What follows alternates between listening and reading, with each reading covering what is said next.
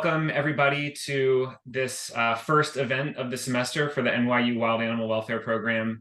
My name is Jeff Sebo, here with my colleague Becca Franks, who directs the Wild Animal Welfare Program with me, and we are very, very excited to host Will Kymlicka, who can talk with us about doing politics with wild animals. So this is the first event in the 2023-2024 academic year for the NYU Wild Animal Welfare Program. As a reminder, or as an FYI, for those who are new to the program, the NYU Wild Animal Welfare Program launched in spring 2023, and this is a research and outreach program that examines what wild animals are like and how humans and wild animals interact and how we can improve our interactions with wild animals at scale. And we examine those issues in the humanities and the social sciences and the natural sciences, in part by conducting and supporting research, and in part by conducting and supporting these kinds of events where we can build community and support other people who are interested in moving into the field of wild animal welfare research. And so we are very, very excited to be able to host this event in particular with Will Kymlicka. And so I will introduce our speaker in a minute, but first I can tell you a little bit about how this event will go. We will be running from now until about 1:15 Eastern time, so for about 75 minutes. And for roughly half that time, our speaker will give a talk about doing politics with wild animals. And then for roughly half that time, we can have a conversation with everybody here. And the way that we will have that conversation is by you entering questions and comments and upvoting questions and comments on the Q&A tab at the bottom of your screen on Zoom. And then when the time comes to have a discussion, we can read those questions and comments to Will and hear his responses. So please feel free throughout the session to go ahead and enter questions and comments and upvote questions and comments as they occur to you, and then we can talk about them in the discussion section. Okay. Now, with that in mind, let me introduce a speaker who, for many of you, will not need any introduction. Will Kymlicka is the Canada Research Chair in Political Philosophy in the Philosophy Department at Queen's University in Kingston, Canada, where he has taught since 1998. He is the author, with Sue Donaldson, of Zoopolis, A Political Theory of Animal Rights, published by Oxford University Press in 2011, as well as many other books and articles that have been very influential in philosophy and animal studies. So without further ado, Will, whenever you are ready, feel free to share your screen and start your talk. And thanks again for being here. Thanks, Jeff and Becca, for the kind introduction and the invitation. It's great to be back at NYU, if only virtually. So today's talk is part of a larger project that I've been doing with my co-author, Sue Donaldson, on the issue of political exclusion of animals. So our view is that the exclusion of animals from politics is a distinctive issue that we need to pay more attention to. The animal advocacy movement, arguably since the 1970s, has often said that its goal is to include animals in the moral circle. So Peter Singer famously said the task is to expand the moral circle to include animals. And I think there's been quite a bit of success in that task at the level of public opinion. People do recognize that animals have moral status, but that's had virtually no impact on whether animals are included in the political circle. Animals are not represented in political decision-making. They're not defined as stakeholders who need to be consulted. Their interests are systematically ignored when political decisions are being made. And I think this actually has something to do with the very idea of politics that we've inherited in the Western tradition. Going back to Aristotle, people have thought that that only humans can engage in politics, and that indeed politics is actually what distinguishes us from other animals. So humans have the ability through politics to make decisions, to make choices about how we want to live, what kind of society we want, whereas animals are seen as biologically determined. And so it's precisely politics that elevates humans above the realm of biological determinism. It's what elevates us above animals. And so this human exceptionalist view of politics has predictably led to tyrannical rule over animals. And I think there's growing recognition within and outside the animal studies movement that we need to rethink this idea of politics and start trying to imagine a more than human politics. So that's the focus of my recent work with Sue, including this paper that I'm presenting today, which is co-authored with Sue. And in this particular talk, this particular paper, we're looking at three different visions, if you like, three different possible directions for including animals in politics. So the first is the idea that we can appoint or elect animal representatives who would speak on behalf of animals in human politics. So we consider this politics on behalf of animals. A second strategy is to focus on the ways that animals themselves engage in collective decision making. So we could think of this as politics by animals. And then third, and this is in a way what I want to focus on most, whether there's any possibility of doing politics together with animals. Is there such a thing as politics with animals, as well as politics on behalf of or by animals?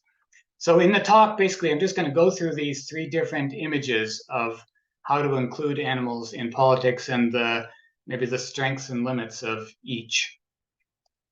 So let me start with the first one, the idea of appointing someone to speak on behalf of animals within human political decision-making processes. So at the moment, as you all know, human politics is making decisions that has massive impacts on the lives of animals, often harmful impacts. But the ways in which animals are governed, although they have these massive impacts on animals, do not in any way track the interests of animals. There's no political mechanism to ensure that the way in which power is exercised over animals tracks their interests. And in political philosophy, this is considered the kind of classic definition of tyranny. What distinguishes tyranny from legitimate government is whether power is exercised over someone in the interests of the governed. And if it's not, then it's tyranny rather than legitimate rule. So what do we do about that? So one strategy is to appoint someone to speak on behalf of animals in human decision-making. And we can imagine modest and ambitious versions of this proposal. So the modest version is that we might just simply appoint an individual, let's call them an animal advocate, who would represent the interests of animals when decisions are made. And there are real-world examples of this, often at the municipal level. So in Zurich, they had an animal advocate. The LA City Council at one point had an animal advocate. And basically, they just try to raise awareness of the ways in which a proposed piece of legislation might impact on animals. But we could imagine much more ambitious proposals.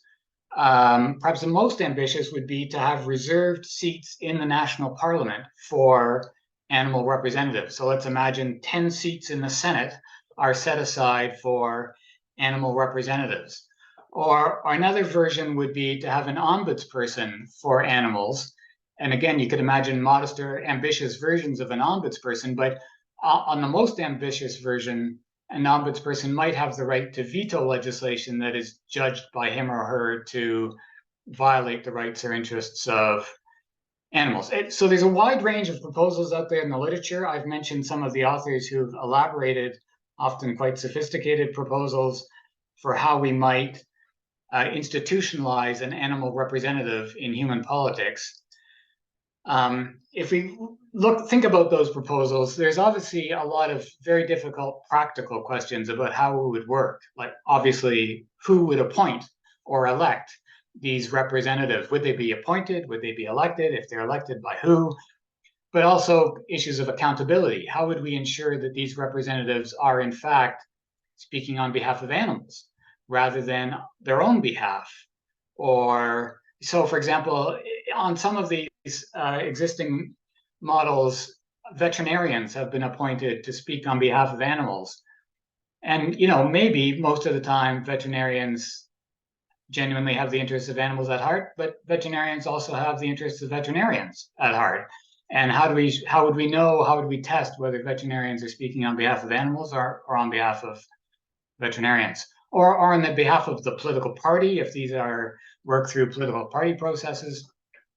Anyway, these are serious practical questions about how we would create an effective system of animal representatives. I should say that these questions are going to arise anyway outside the animal question. So there's a lot of interest these days in also the idea of having representatives of future generations. We're obviously not dealing with the climate change question effectively. That's partly because future generations are not represented.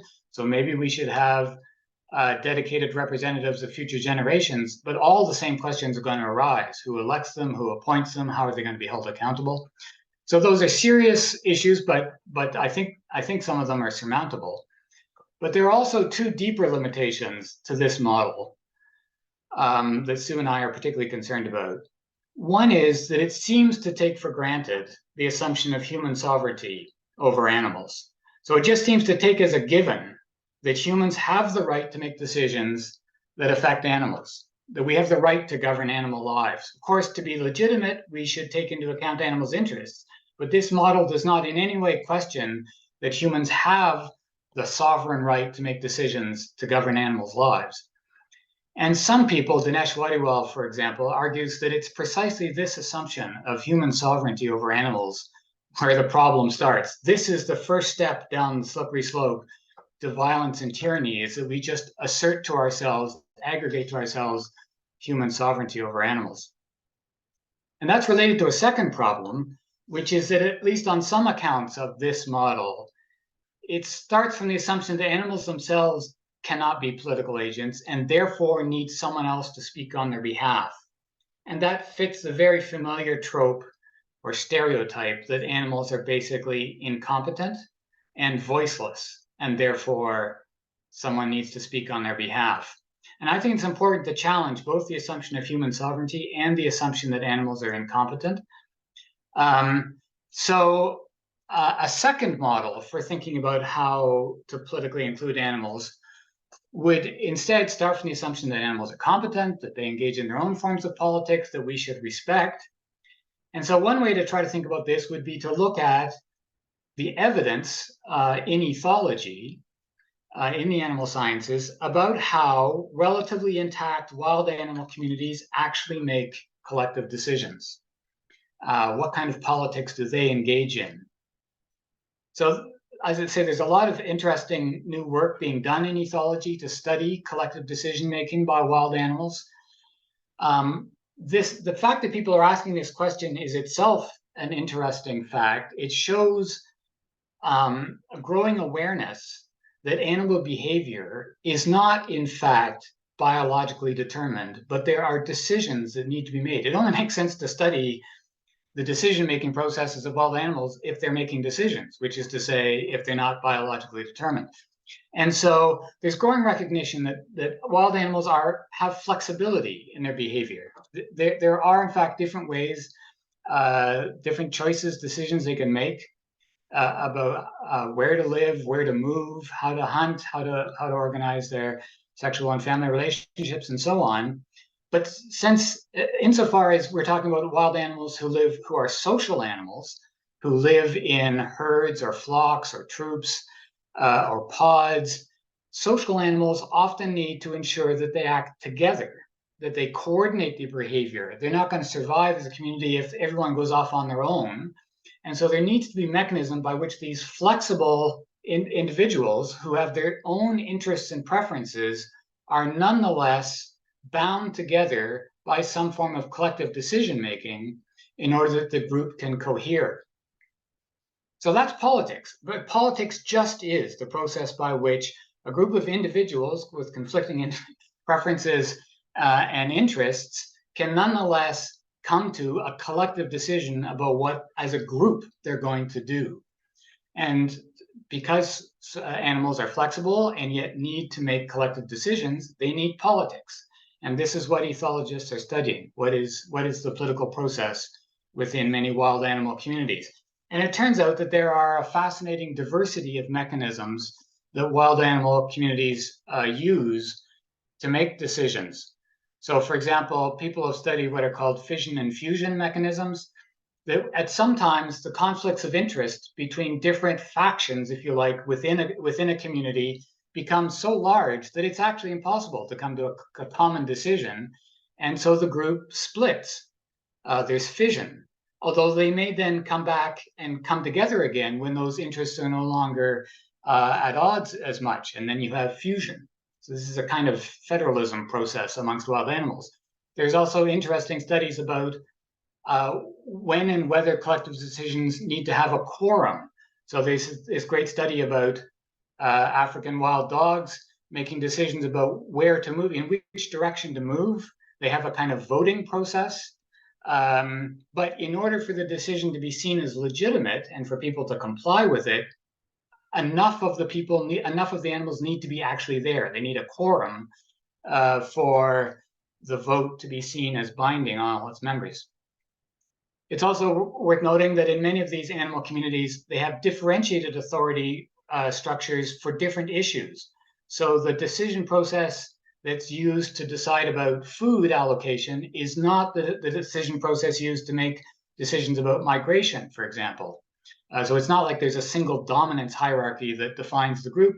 There are often, as in the human case, different political processes depending on the nature of the decision being made.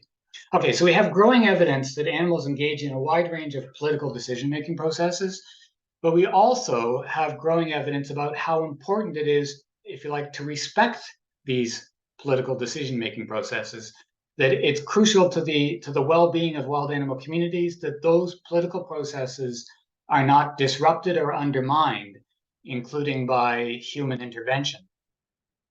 So it used to be assumed in the conservation circles that what was most important for ensuring the well-being and future of a wild animal group was its reproductive potential. And of course, it's younger members of the community who have the highest reproductive potential. And so conservation science used to think that it was more important to save the lives of young animals rather than old animals in order to maximize reproductive potential. But there's growing evidence that in fact, the well-being of wild animal communities depends very heavily on the role of elders, if you like, seniors. They may be beyond the age of reproduction, but they are the repositories of knowledge and of experience and of authority, which is often very central to these political processes. And when that gets disrupted, for example, if hunters kill the older members of an elephant troop, for example, it can often have catastrophic results on the herd. And so there are these studies about rogue elephants. The young elephants, if they're not subject to the authority of the older elephants, go rogue in ways that is harmful to other members of the herd and to other, including human communities nearby. And so it's really important, if we're concerned about the well-being of animals, animal communities, that we think about them as political communities and to respect the integrity of their collective decision-making processes. And one way to operationalize that would be to think about wild animal communities as, if you like, nations with their own rights of national self-determination. So Karen Bradshaw has suggested this in relation to elephants and others, that conservation should be based on a kind of premise of national self-determination for wild animal communities. And if so, we could then think about their relationships with humans as a matter of nation-to-nation diplomacy, of international diplomacy. And there's just in the last couple of weeks, there was a nice article by Fournier, which discusses a recent spurt of work on the idea of interspecies diplomacy, that the idea of diplomacy could be particularly helpful in thinking about politics with self-governing wild animal communities.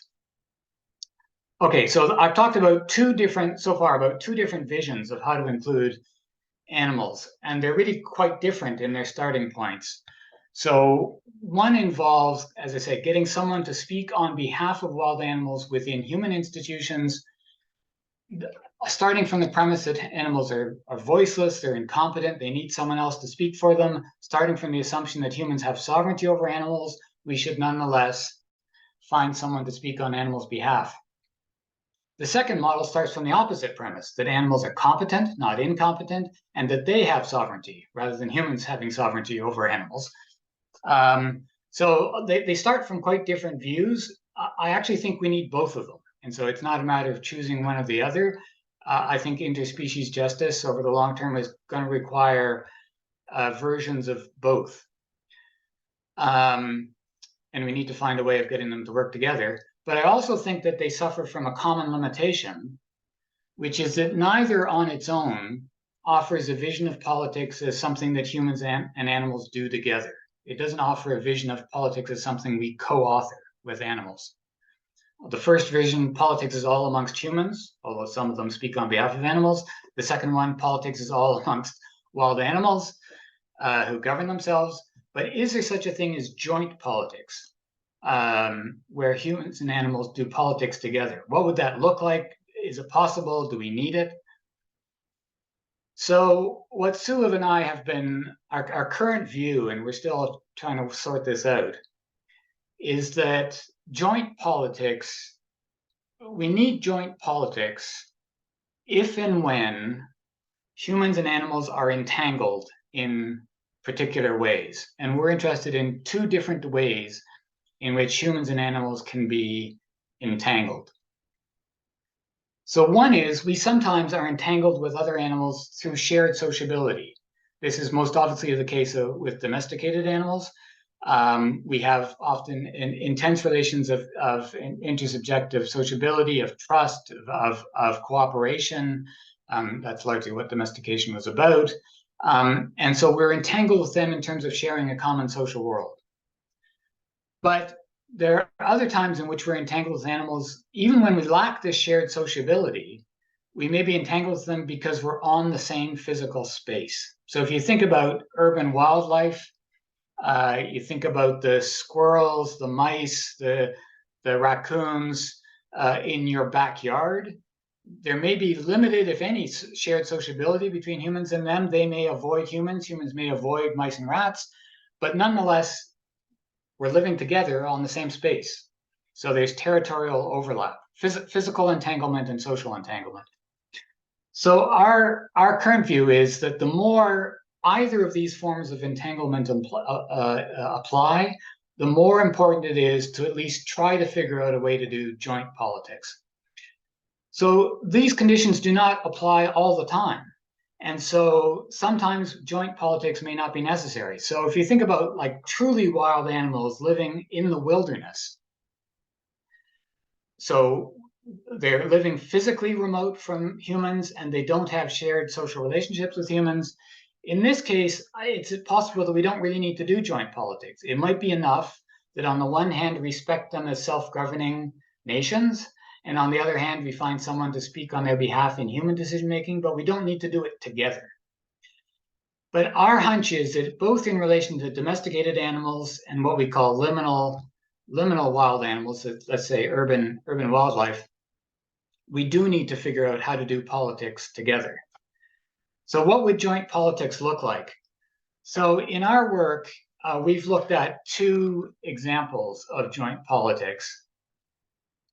So one of them focuses on domesticated animals, which I know is not the focus today, but in some of our previous work, we've looked at farmed animal sanctuaries as microsites for joint politics between humans and domesticated animals. So these are sanctuaries that take farmed animals rescued from factory farming, often from different species, pigs, sheep, cows, chickens, and so on. And there's a million decisions that need to be made at these sanctuaries about how the collective life of the sanctuary is going to be organized. They need to make decisions about what kinds of activities to undertake, what kinds of social relationships are going to be permitted between members of different species, or whether they're going to be kept segregated. They need to make decisions about the material infrastructure, the buildings, the play structures, and so on. And for at least some people who run these sanctuaries, they're ideologically committed to making these decisions with animals. And so they're trying to imagine what are processes by which there can be kind of negotiations between humans and the animals in these sanctuaries for how to make these decisions about the organizing of the shared life of a multi-species sanctuary. So Sue and I have written quite a bit about that, and if people are interested, I'm happy to talk about it. But for today's purposes, a more relevant example might be urban design or urban planning for urban wild animals, for what we call liminal animals. So as you all know, cities have historically been designed by and for humans in ways that entirely ignored the interests of the wild animals who live in cities, in ways that meant that urban life was often hostile or even lethal for urban wildlife. You may know the recent book called Killer Cities, about how cities are lethal for so many wild animals. But there's growing recognition that liminal animals have a right to the city. It's their city too, it's their home. And so we need to rethink urban design in a way that takes into account liminal animals. And at least some versions of this new interspecies urban design wants this, again, to be something that's done with liminal animals and not just on behalf of liminal animals. And so people have tried to imagine what we can think of as kind of iterative processes of proposals and responses in which the liminal animals propose certain ways of movement, certain uses of architecture, and then humans respond, or humans make proposals about how to organize urban life, and the liminal animals respond. And through this iterative process, we come to co-author a shared urban life. Okay, so those are just two examples very briefly about how we might think about joint politics, something that we do together. My own view, for what it's worth, is that once we think about it, there's actually lots of examples of joint politics. I actually think joint politics kind of surrounds us. Animals, both domesticated animals and liminal animals, are continually trying to communicate to us proposals for how to share space, how to live socially together. The problem is, too many of us just don't see it. We are unable to see these forms of potential politics, joint politics, that actually surrounds us. And I think one of the reasons why we fail to see it is because there are certain theoretical blinders about how we think about politics as an activity. I mean, I'm a philosopher, so I'm particularly interested in these kind of conceptual and theoretical blinders to good politics. So for the rest of the talk, let me just briefly discuss two of these blinders that I think are getting in the way of doing more and better joint politics. So the first theoretical blinder is about the idea of political community. As I said before, politics is a collective enterprise. It's about making a decision that's going to be binding on a community. That's just what politics is. It's what distinguishes politics from individual decision making. So politics always presupposes some idea of what's the community that we're making a decision for. But we've inherited an idea of the world as being divided into a number of political communities that are exclusive. By which I mean, like, people, if you think about the 192 countries of the United Nations, we picture the world as divided up. The territory of the globe is divided into 192 countries, each of which has exclusive claim to some bit of territory, which is to say that for any piece of territory on the face of the globe, we can say that it belongs to one and only one political community. Right? There's a one-to-one match between territory and political community. That's the model that we've inherited, at least in Western political philosophy. I think there's growing recognition that it is an inadequate model, even in the human case. So when people are thinking about, for example, peace in the Middle East, Israelis and Palestinians, many people think that we need to think about Jerusalem as not belonging exclusively to one or the other, but it's going to have to be shared. It's going to have to be overlapping political communities. People have long argued the same thing about Northern Ireland. But we're particularly interested in what it might mean to think about overlapping political communities in relation to animals. So here's our suggestion. And let's take the case of cities. Let's take the case of New York City.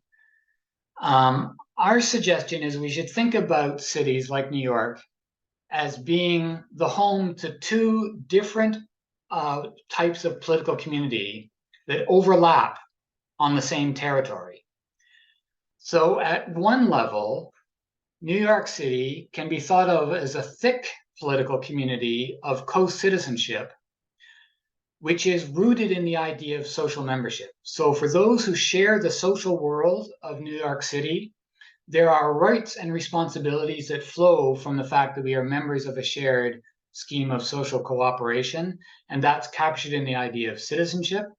So that's one kind of political community that exists on the physical land of New York City. And in our view, that includes the humans who live in New York City, but we would also include domesticated animals in that thick political community of co-citizens, because we believe domesticated animals also are members of that social scheme of cooperation. But there's another level of political community on the territory of New York City, which includes not just the humans and the domesticated animals, but all the wild animals who live in New York, for whom New York City is their home. And so we could think about New York City as what we're calling an interspecies commons that is shared amongst the humans, the domesticated animals, and the liminal animals. Now, this is a thinner form of political community because it doesn't have the robust obligations, mutual obligations that flow from social membership. So it has a narrower remit.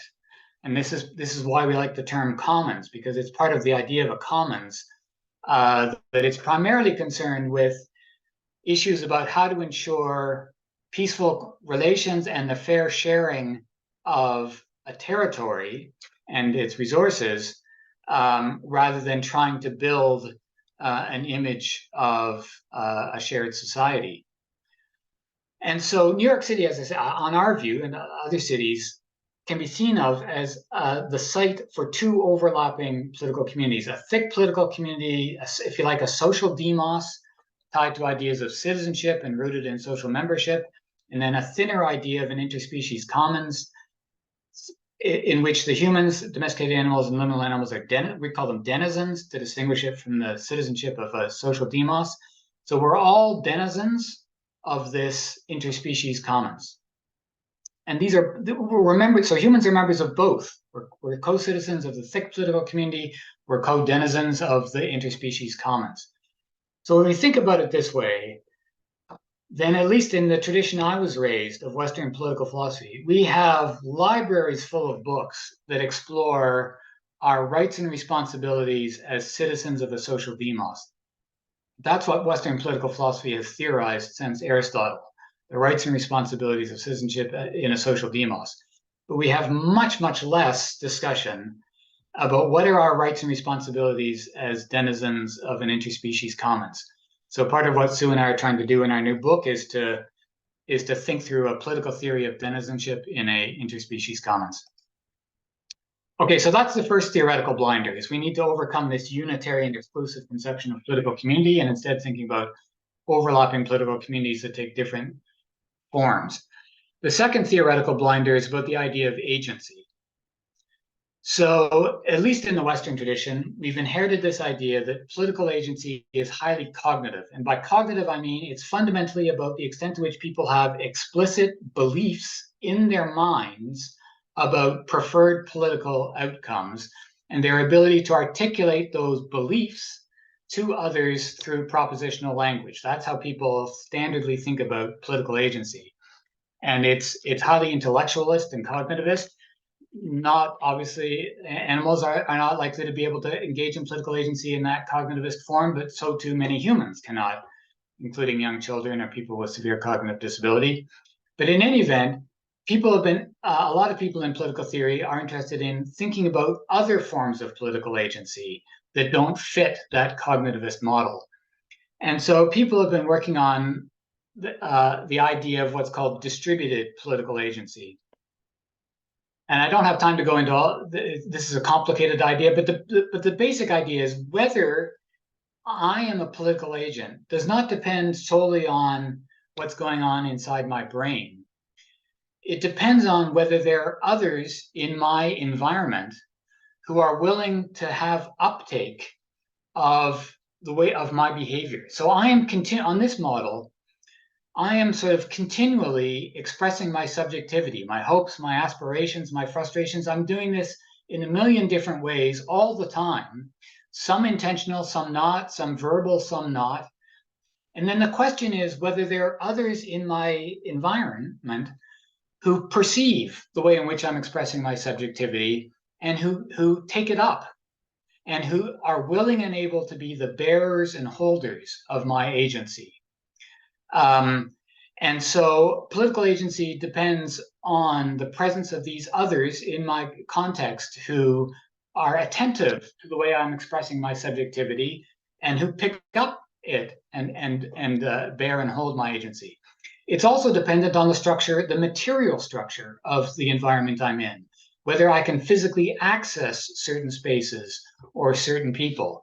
And so the disability movement has in large part been focused on how to create the material environment by which that enables political agency. So basically, to sum up, this idea of distributed agency says that what we need to focus on is what's sometimes called the holding environment of democracy. We need to pay much more attention to what are the things external to the individual that actually are the bearers and holders of our agency. And this is related to other interesting work that's being done in philosophy and elsewhere on what's called the extended mind thesis. So the idea here is that human beings are actually, we're easily distracted. We think in the short term. We're quite forgetful. And so if we could only rely on what's inside our brains, we would find it very difficult to sustain any stable sense of our own individual identity, of who we are, what our life plans are, what our relationships are. We're not the kind of beings who can keep all of that in our mind, but we don't need to keep it all in our mind because our subjectivity is externalized in the world. For example, people have talked about the home as a location, as part of our extended mind. As we walk through our home, it reminds us of who we are, of what our relationships are, what our ideals and aspirations are. So Kara 9 has some nice discussion of the home as extended mind. Bonnie Honig has argued the same thing about public things at the collective level. So what she means by public things are public institutions, public spaces, public services. She argues that these are, if you like, the kind of extended mind of us collectively. They remind us who we are as a community. They remind us of our identity, our history, our aspirations, our values. These are all externalized in public things. And when public things deteriorate or disappear, we lose our capacity for collective agency.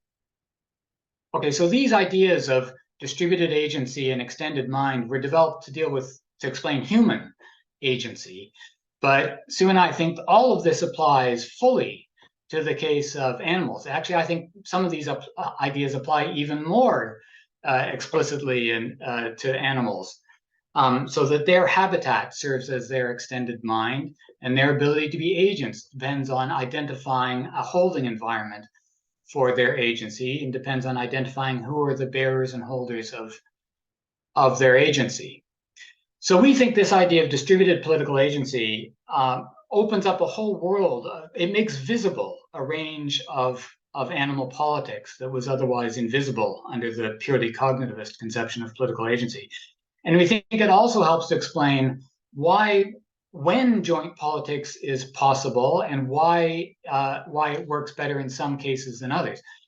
So if we think again about the kind of remote wilderness animals who live far from human settlement, in their case, distributed agency for them, if we ask who are the bearers and holders of their agency, it's going to be their habitat and their conspecifics in their herds, pods, troops, flocks, and so on. They don't need humans to be the bearers and holders of their agency. They rely on their habitat and on their conspecifics as the holding environment for their agency. But in the case of domesticated animals and liminal animals, we think that humans also have an essential role to play as the bearers and holders of their subjectivity and their agency.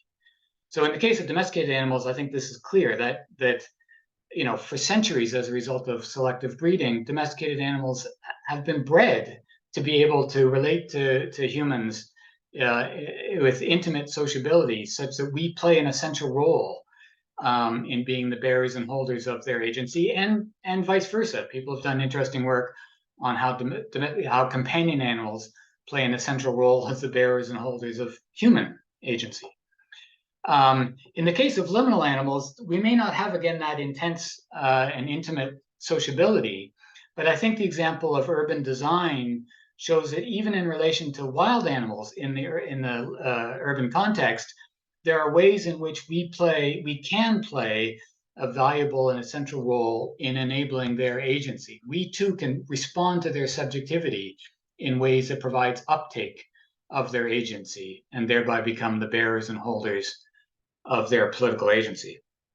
Okay, so just to sum up, I've discussed these three different models, and I just want to make clear, I think we need all three, and that's really the conclusion of the paper. We need politics on behalf of animals, animal representatives in human politics. We need politics by animals, self-governing wild animal communities, and we need joint politics with animals. I actually think there's a world of possibilities here that remains to be explored, both in practice and theory. But I also think that in order to take advantage of this world of possibilities, we need to overcome some of these inherited narrow ideas of politics. Thanks.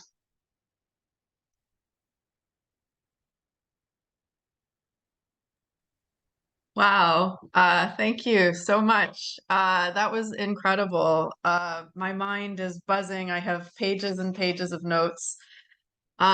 We've got a lot of great questions as well.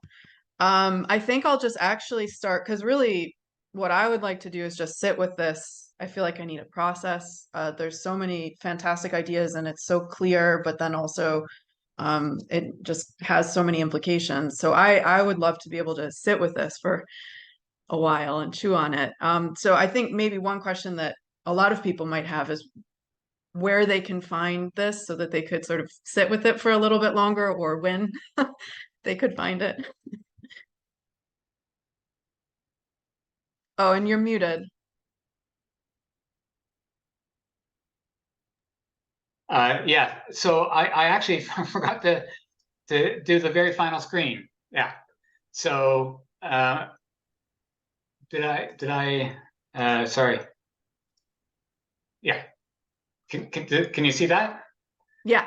Yeah. So that's the citation for the paper. It's called "Doing Politics with Animals." It's forthcoming in the journal Social Research. I honestly don't know exactly when it's going to appear. If anyone is in a hurry to get a copy of it, feel free to just email me and I'd happily send it to you. But the published version should come out shortly in Social Research. That's great. Thank you. I think you might get a stampede of emails. So yeah, so like I said, I have a lot of questions, and a lot of those questions were articulated in the Q&A as well. So I think we're going to have a lot of discussion here. So the first question by Marka Ellertson: do different non-human animal species have joint politics with each other? And what role should humans play with facilitating these relationships, such as between, for example, domesticated cats and wild birds? Yeah. So, as some of you may know, the case of cats is one of the kind of pressure points in this larger debate. So just to back up, if when we're thinking about domesticated cats, on our general story is that domesticated cats, because they're domesticated, they should be seen as co-citizens of the thick social demos. With virtually all domesticated animals, they are able, both the humans and the domesticated animals are able to survive and to flourish without violating the basic rights of other humans or other animals. And so most domesticated animals, like humans, are omnivores who can eat a wide range of diets and who do not need to be killing other animals.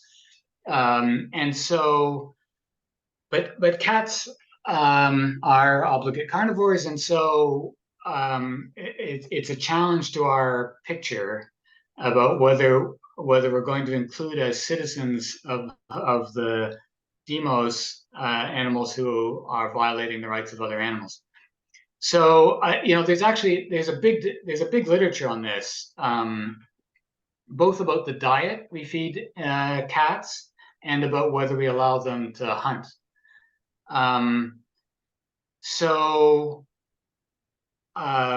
Yeah, my view, for what it's worth, is that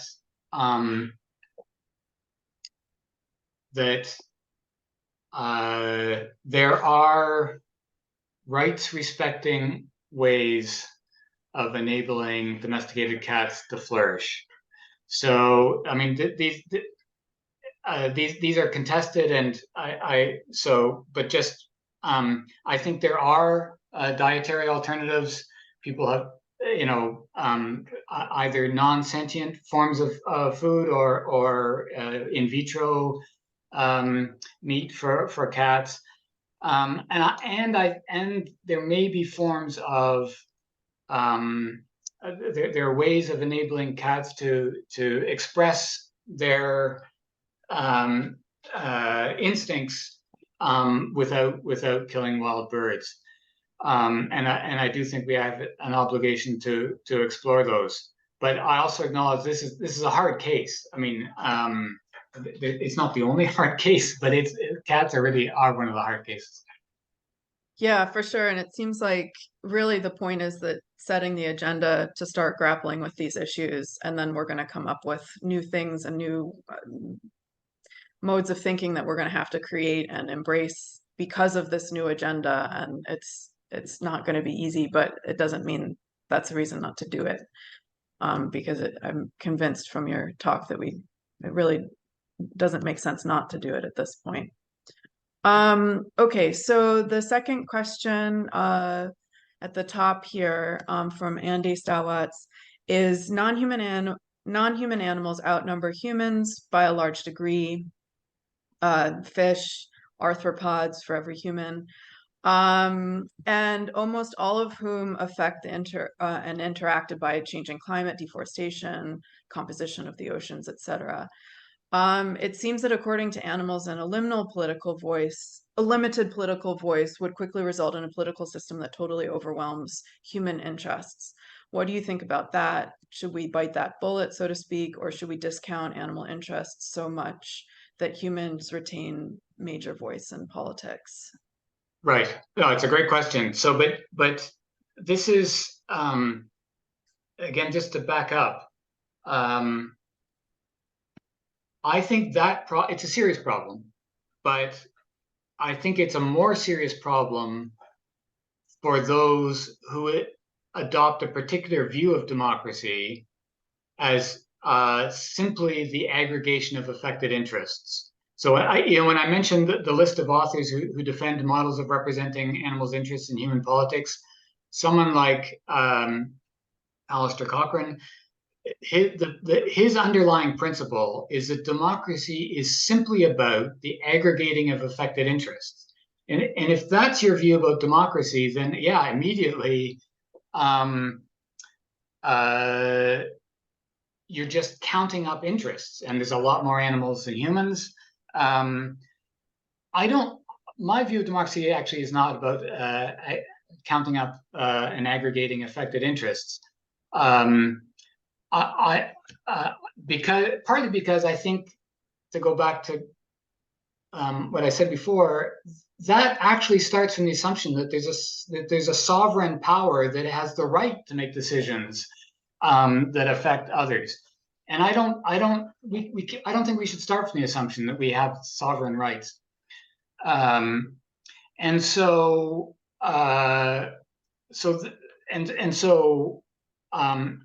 you know, I think that democracy emerges, or politics emerges within groups to govern themselves. But we also need to be attentive to the ways in which the decisions that are made by groups to govern themselves affect third parties. So, I mean, this is a very complicated story, and which I'd be happy to discuss at length, because this is. But I think we need to distinguish the question: whose interests guide the decision, and there I think the answer is it's the members of the community who is using democracy as a vehicle for self-government. From the question of who are third parties who are affected. And there, what we need is our safeguards.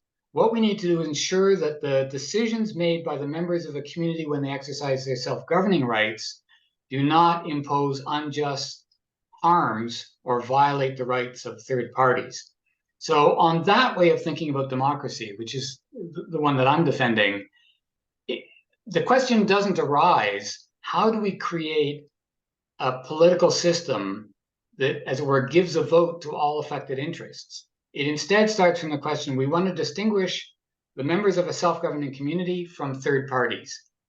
And the democracy is intended to solicit the interests of the members of the community to decide how they want to steer their community into the future, but we need safeguards to ensure that the way in which they steer their community into the future does not violate the rights of third parties.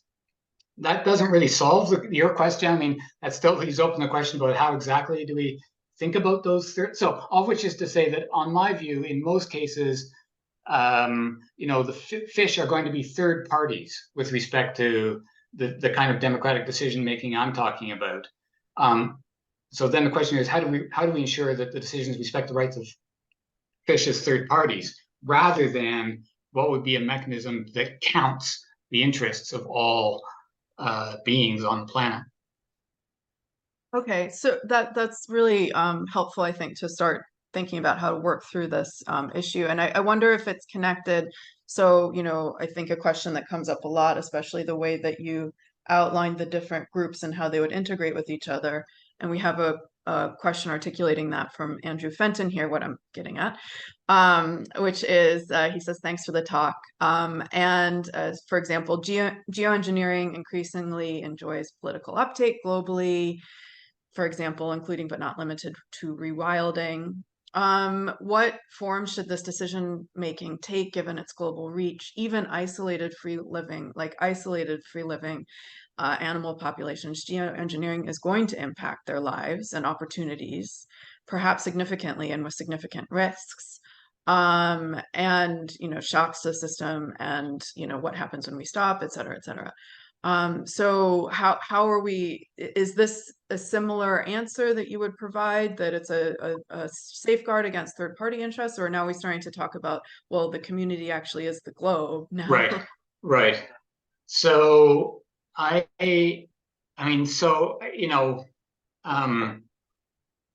don't want to evade these questions, but I just should note, Sue and I think of this as, we're at the frontiers of kind of intelligibility. We're trying to push the boundaries of what's imaginable, fully cognizant that we may, some of the things that we're saying really are hard to figure out and make sense of, even ourselves. So we don't have all the answers.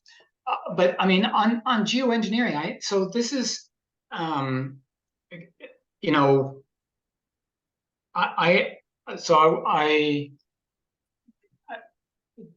This is another example of why I've become more sympathetic to Dinesh Wadiwal's worry that we're not going to get anywhere on these debates until we put in question human sovereignty over the world and over all the living things on the world and all the planet and so on. And so the way he puts it is that, that sovereignty, that the way the world works, sovereignty precedes ethics. That we first assert sovereignty and then we try to figure out ethics, but that's backwards. Because there are ethical problems with the initial claim to sovereignty. And so, I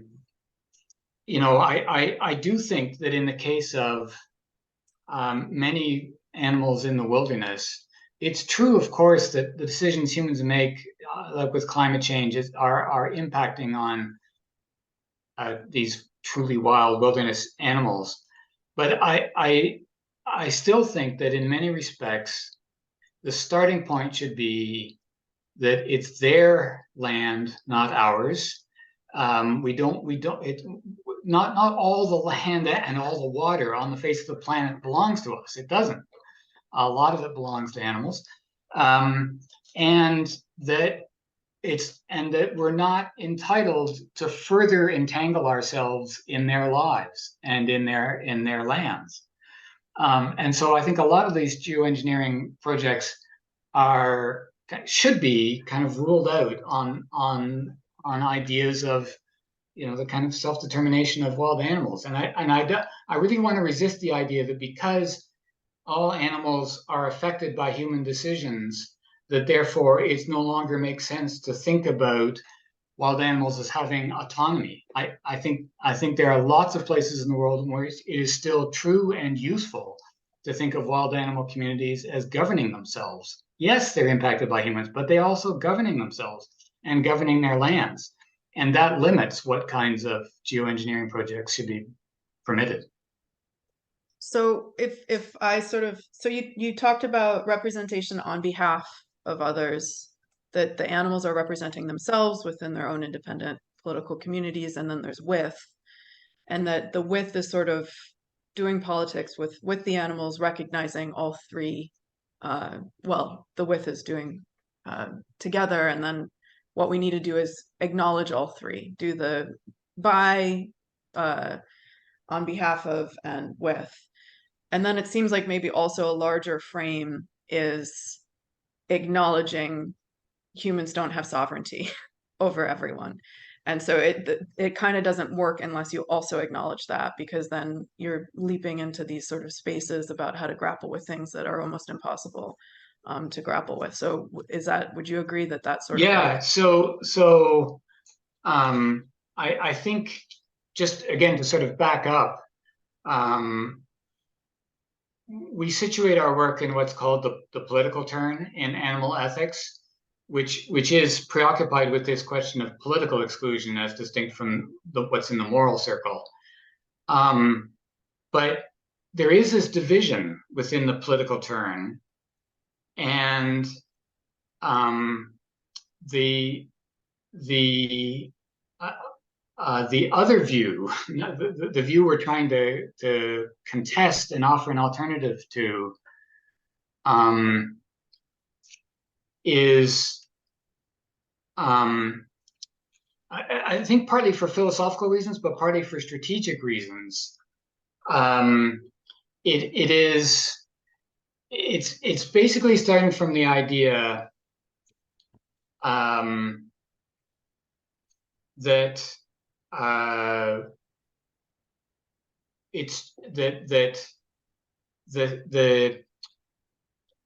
the clearest, most direct, and least controversial way of getting animals into politics is simply through the idea of affected interests. And so we sometimes call this the affected interests school within the political turn. So it's very easy to document that animals' interests are affected, and then you just attach that to the premise that democracy is about the representation of affected interests. Conclusion: animals should be represented. Very neat, very simple, and almost certainly, if we adopted that argument, we would have a better world. But I think you can accept that argument and still and yet not question what I think are two of the deepest, most problematic features of our relationships with humans, which is one, the assumption of sovereignty, and the other, the picture of animals as incompetent, right? And so I just think that if we're going to have really effective political inclusion of animals, we also need to rethink, agency and sovereignty. Great, thank you so much. So I think maybe one of the questions that we have here from Danny Sellemajor is to think about sort of the practical aspects that, like, sort of getting a little bit concrete here. And I wonder if also you could talk a little bit about the role of sanctuaries and intentional multi-species communities can play in sort of like working through those two core issues of human sovereignty and imagining that animals don't have voice. But how do you think we can, so Danny writes, how do you think about the shared work of constituting norms and then the processes of regulation? Of course, other animals have their own regulatory processes, but if we're talking about shared politics, what might shared regulation look like? Perhaps giving a particular example. Yeah. So, so the one reason why we're interested in the case of farmed animal sanctuaries is because a lot of the literature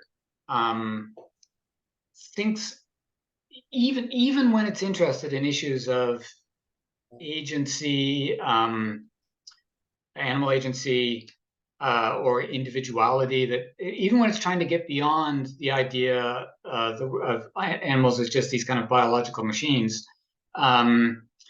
there's still a tendency to assume that the kind of normative life of animals is always species specific. And so that there might be sheep norms, there might be goat norms, there might be pig norms. Whereas what's so interesting for us about farmed animal sanctuaries, at least some of them, I mean, just to back up, some farmed animal sanctuaries actually segregate animals by species. So they have pigs here, chickens here, cows over here, precisely because they believe that normative regulation can only be within a species. But what we're interested in is those sanctuaries like Vine Sanctuary in Vermont, which is committed to allowing animals to work out their own norms in an interspecies context. And so they allow the chickens and the ducks and the sheep and the cows to live together. And then the animals, with human help, but the animals need to figure out norms to how to live. They need to share the same space, and so it's actually fascinating, and they have new people coming in, right? Like this is part of the nature of sanctuaries, is that another truckload of whatever gets rescued. And so they have 40 new chickens that need to be socialized into the community, but they're being socialized not into a chicken community, they're being socialized into an interspecies community.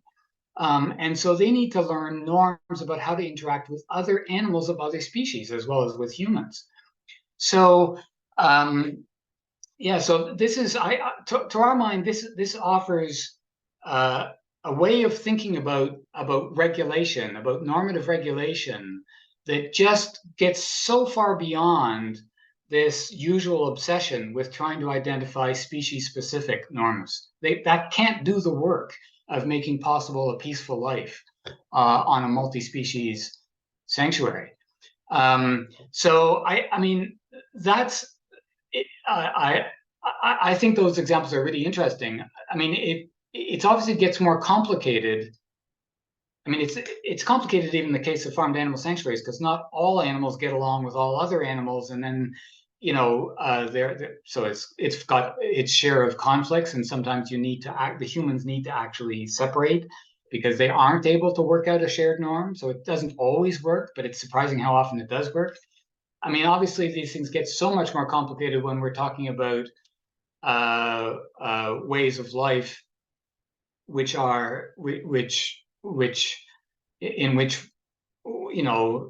whether it's threats of disease or threats of other threats, where it's just the ways in which animals of different kinds impinge on each other is not just a matter of inconvenience or sharing resources, but there's more direct threats. So yeah, lots of hard questions. And there you're thinking about even just the liminal animals and, for example, urban spaces and how that gets complicated. Yeah. So what I'm not an expert on this, but I'm so interested in these evolving debates about rats in cities. Of course, at NYU, these stories, but most cities have these exterminationist views that rats are just a direct threat to humans, and then that the only solution is extermination. And then we have all of these cities around the world who are trying to find alternatives to these exterminationist policies. And then they're trying to figure out, well, what exactly is the source of this conflict? What exactly is the threat that a rat poses to a human?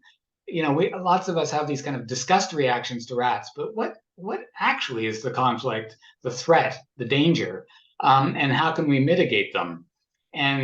So for many people, rats are the case that they want to make an exception. Yes, we should learn to coexist, tolerate, but not rats. There's no alternative to exterminationism with respect to rats. Whereas I would like to think there are actually alternatives, even for some of those animals that have been seen as incompatible with humans.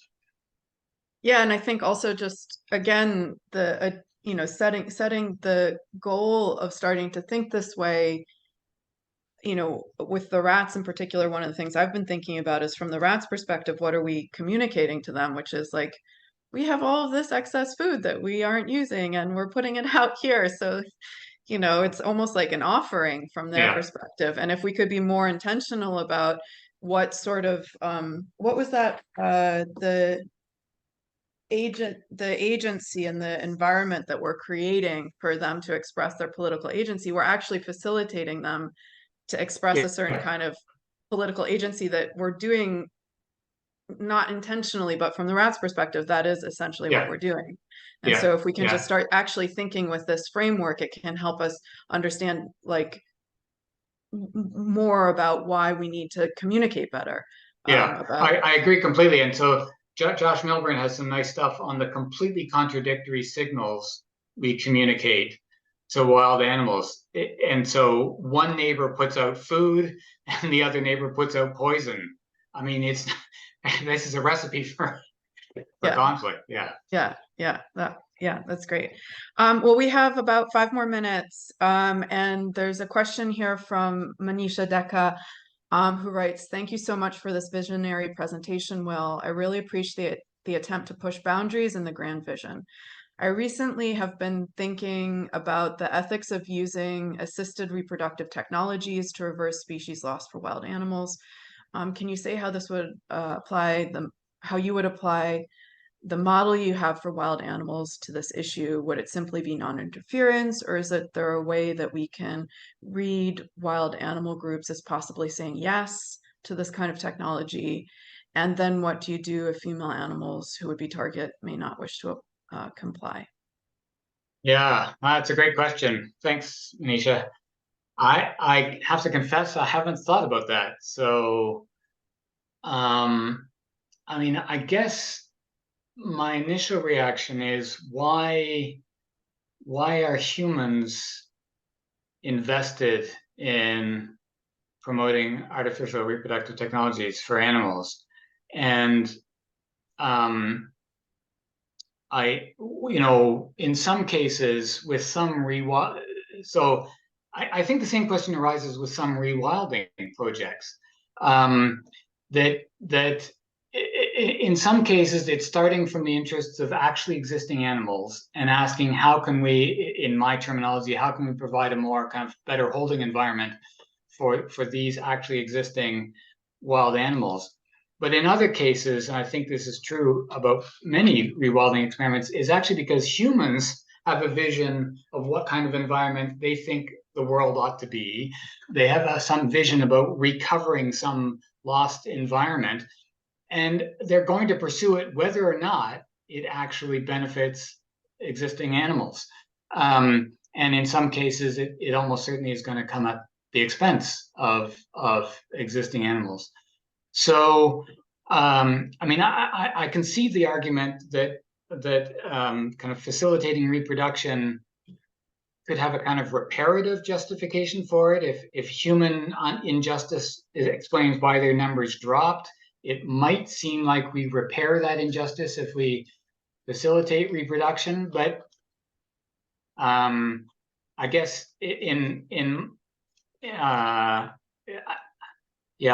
I just have this sort of skepticism about these. In a way, it goes back to the kind of, to my mind, it's not disconnected from the geoengineering thing. It's that humans have this image about the world we want to try to create or bring back, rather than being rooted in the first instance in respecting the lives of the actual animals who we share the planet with.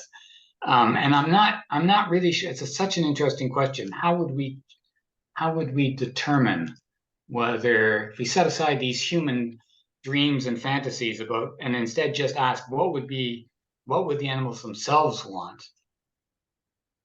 Yeah, I mean, that's I need to think about that. It's a great question. Yeah, it's a very, very, very rich set of issues to deal with here.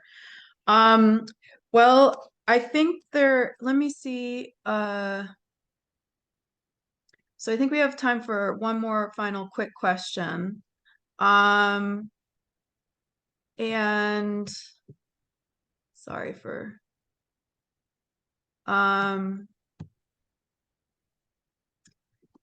okay, maybe we'll just blow it out even further, but if we could get your quick read on this.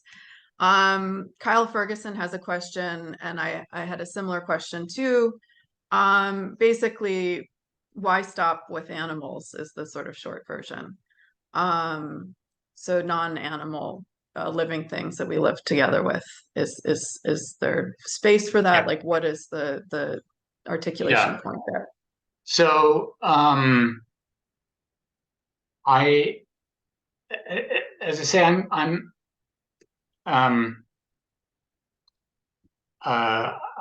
I think that we have obligations to respect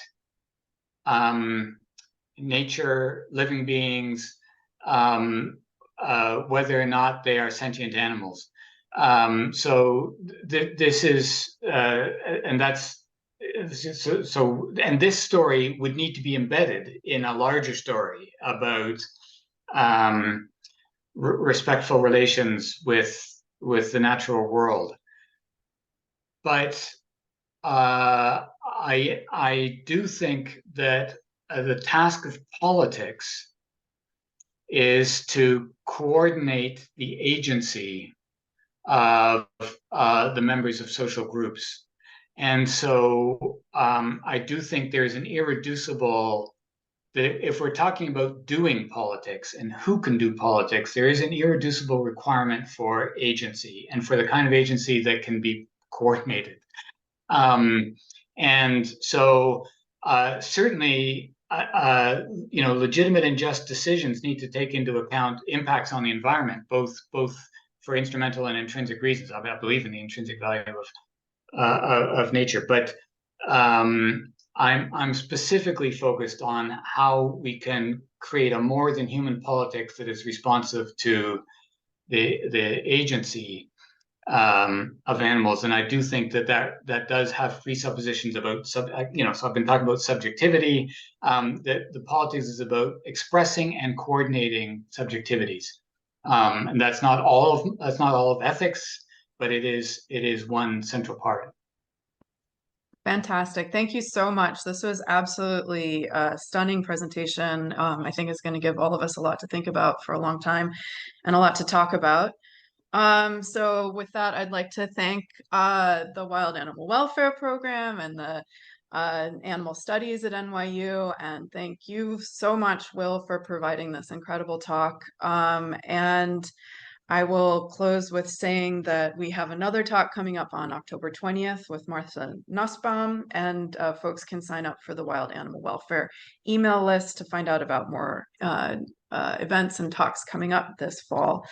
And with that, just a huge round of applause. Thank you so much. We really, really appreciate it, and excited to dig into the actual paper as well.